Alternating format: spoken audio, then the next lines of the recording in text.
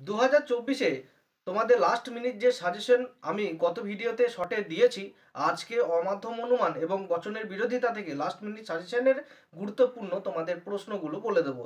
যার চারটি তোমাদের অবশ্যই এই প্রশ্ন করতে হবে এই চ্যাপ্টার থেকে, অর্থাৎ বচনের বিরোধিতা এবং অমাধ্যম অনুমান থেকে। প্রশ্নগুলো পরপর শুনে নাও এবং অবশ্যই বড় প্রশ্নের জন্য এগুলো কিন্তু তোমরা রেডি করে নাও। দেখো, প্রথম অমাধ্যম অনুমান কি।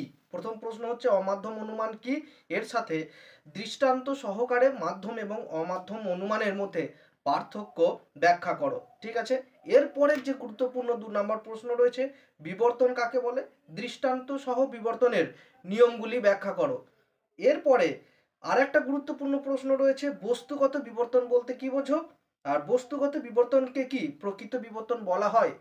3 নম্বর প্রশ্ন হয়ে গেল।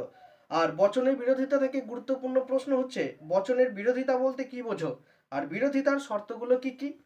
বচনের বিরুদ্ধ বিরোধিতা এবং বিপরীত বিরোধীদের বা বিরোধিতার যে পার্থক্য রয়েছে বিরোধীর, সেটা কিন্তু তোমাদের লিখতে হবে। এই 4টে প্রশ্ন এইবারের জন্য কিন্তু অত্যন্ত গুরুত্বপূর্ণ।